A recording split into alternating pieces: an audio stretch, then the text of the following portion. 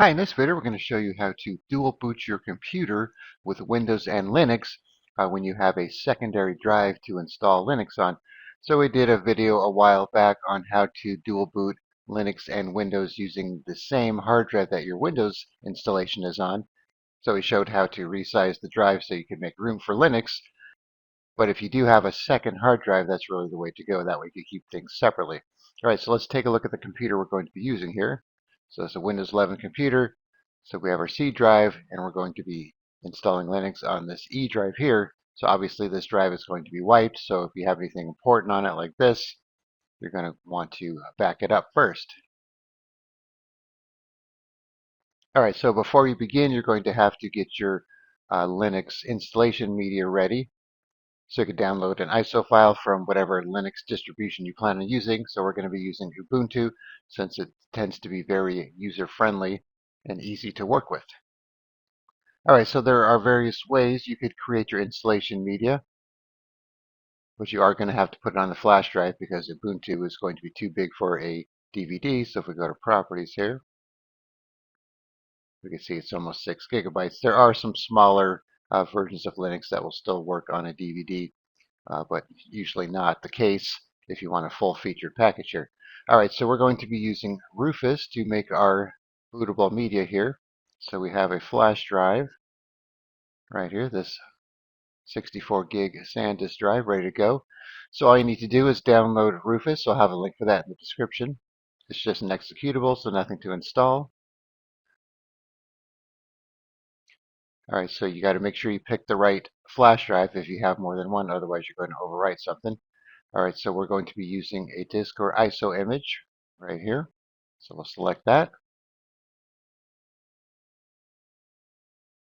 All right, so when it comes to the settings here, you could probably get away with the defaults. You might want to change your partition scheme to GPT since that's the newer format here, assuming you have a reasonably new computer that uses UEFI rather than a BIOS. But if you're doing it on an older computer with a BIOS, then you're probably going to want to use MBR. Then you could change the name of your flash drive if you like. It's just going to take the name off the ISO file, which is usually fine. And then we'll leave everything else as default. All right, so once everything is done, you just click on Start. And then you may or may not get this message about using ISO image mode or DD image mode. So if you have problems during boot, you could try the DD image mode, but for the most part, you should be fine using the ISO mode. Then you click on OK. And it says all device will be destroyed. Then click on OK. And then it'll just go through the process. And when this turns green here, that tells you it's done. It really doesn't tell you that it's done. It just kind of shows ready with the green bar here. So that's how you know. All right, so I already have one ready to go here, so I'm not going to go through the whole process again. All right, so now what I'm going to do is restart the computer with the Ubuntu drive, and then we'll start the installation.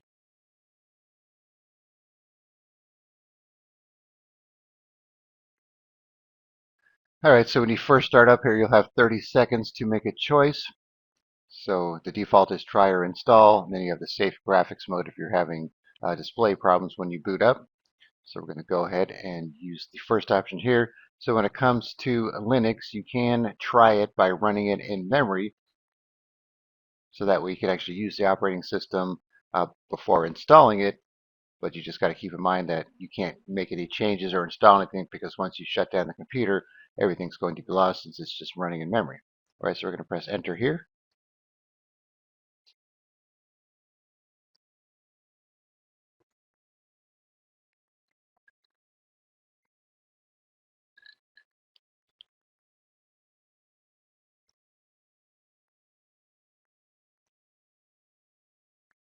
All right, so what might happen when you start it up is that it's going to try and install Ubuntu.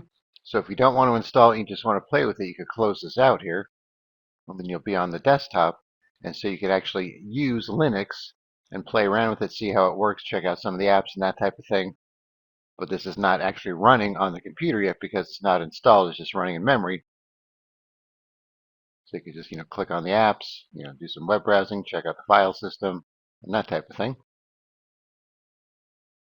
Then you can come up here and restart it and shut down once you're done if you don't want to install it. And if you do want to install it, you'll have this icon right here. You can just double click to start the installation process. All right, so let's go through this real quick. So choose your language. If you need any accessibility options, you could enable those. Keyboard layout, you'll notice it's similar to installing Windows. And then hopefully it will detect your internet connection. So this is using a wired connection, not Wi-Fi. Then you might get this option here for an update for the installer. So you could choose to do that or skip it.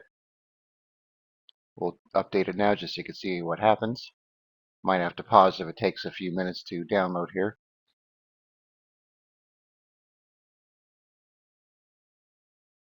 Okay, so that was quick. So we'll close the installer here and relaunch to continue. So depending on when you download your version of Linux, it's going to determine if there are any updates that need to be applied. Because they'll update the ISO file every once in a while. All right, so if it doesn't restart, we'll just double click the icon again.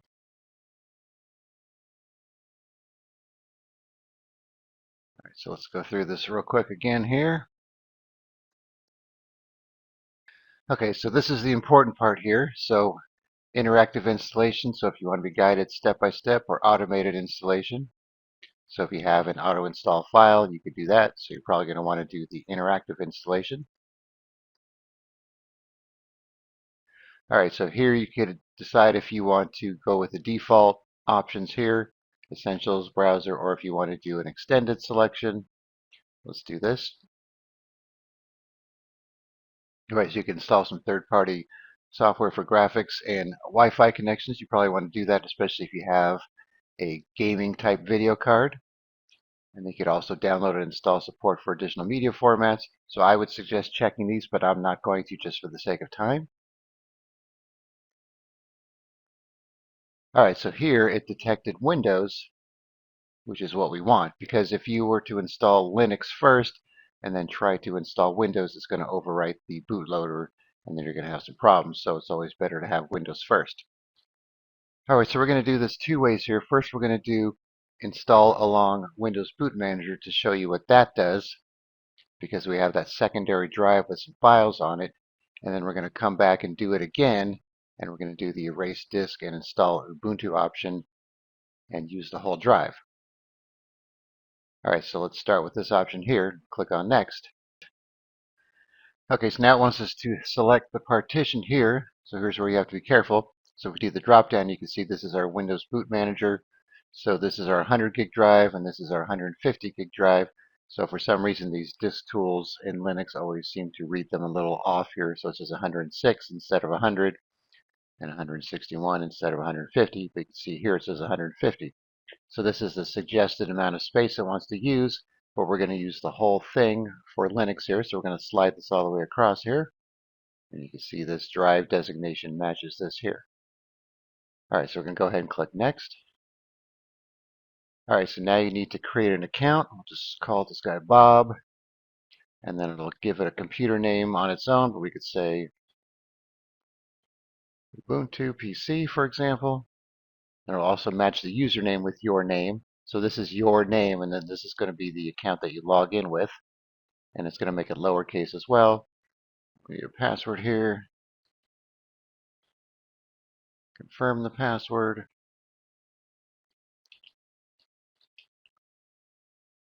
Then you can have it require a password to log on if you want, which you probably should do for security purposes.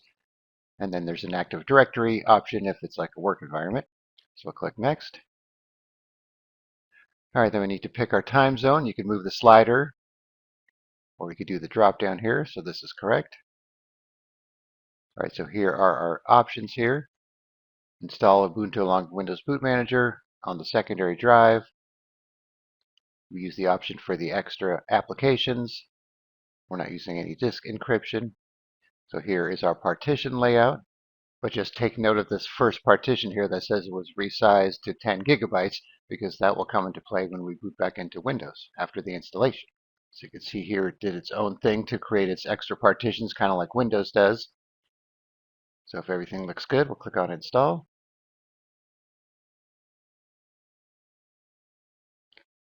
All right, so this part will take several minutes, so I will pause the video and then be back for the next step. Okay, so the installation is complete. I would say it took at least a good 15 minutes or so. And of course, it's going to vary depending on, what packages you're installing and updates and that type of thing. All right, so if I click on continue testing, I could still play around with it in memory even though it is installed, but I'm going to click on restart now so we could actually boot it up and run it off the hard drive.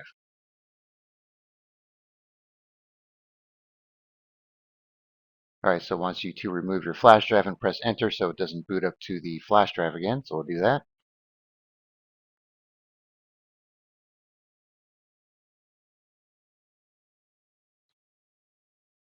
All right, so you can see we have these options here for Ubuntu, and you have 7 seconds to make a choice there, so this is the default here. So we could go into Ubuntu, or we could pick this option here to go into advanced options for Ubuntu. So you can see we have a recovery mode if needed. And then we have the Windows Boot Manager right here. So let's make sure Windows starts by pressing this one here.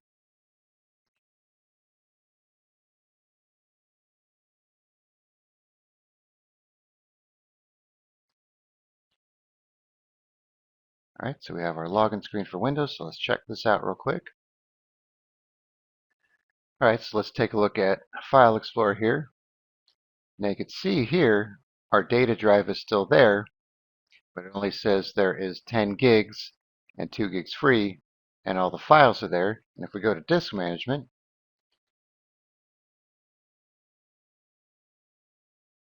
you can see it shrunk it down to keep those files because we chose the Install Alongside Windows option. And now these are the partitions here for Linux. So that's what happens if you choose that option there. All right, let's shut down and make sure we can boot into Linux real quick here.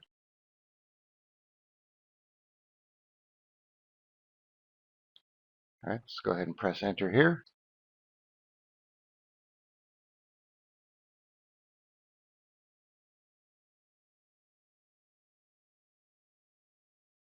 All right, so here's our user account.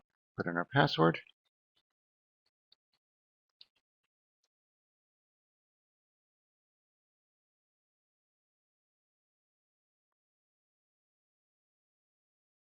All right, and we have our welcome screen here.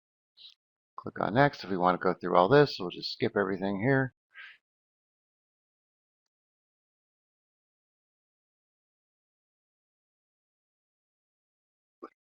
All right, so you can see here we have our Windows drive. We even have our users folder here, the files, such as documents. And if we go to the disks tool, for example, I'm recording at a low resolution here, so I got to kind of move around here.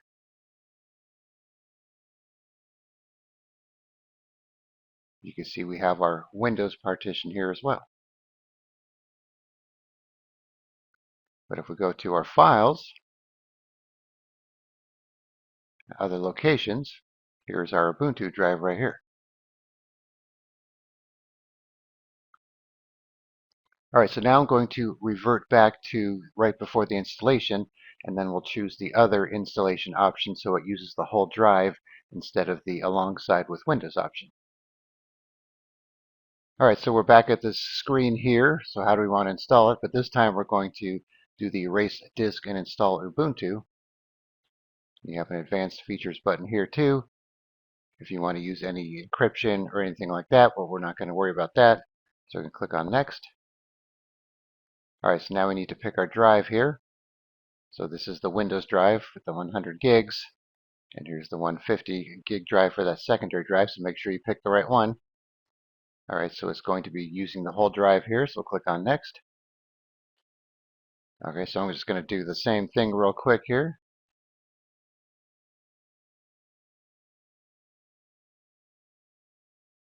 All right, so you can see the partitions look a little different this time here. So we're going to click on install. All right, so once again, I'll pause the video and then be back when this is done and we'll check it out. All right, so we're back on the same screen again, so let's go ahead and restart and see what happens.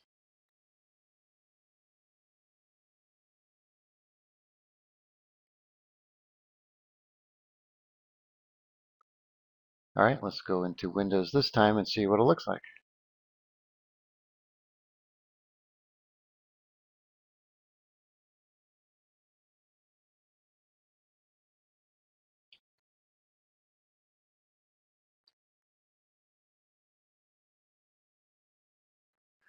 Okay, so we got our desktop. Let's check out File Explorer. So now you can see that secondary drive is not showing up there. Let's look at disk management.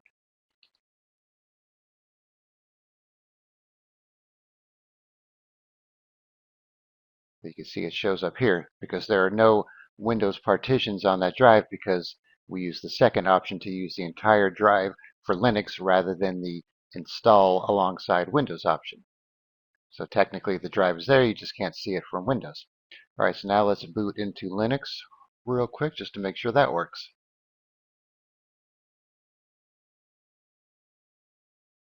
Okay, so we'll pick the first option here.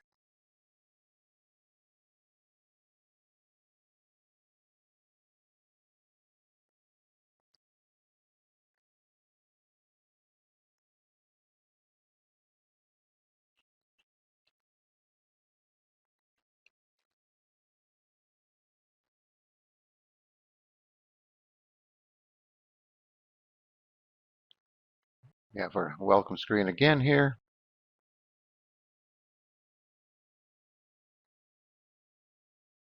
There's our Windows drive again.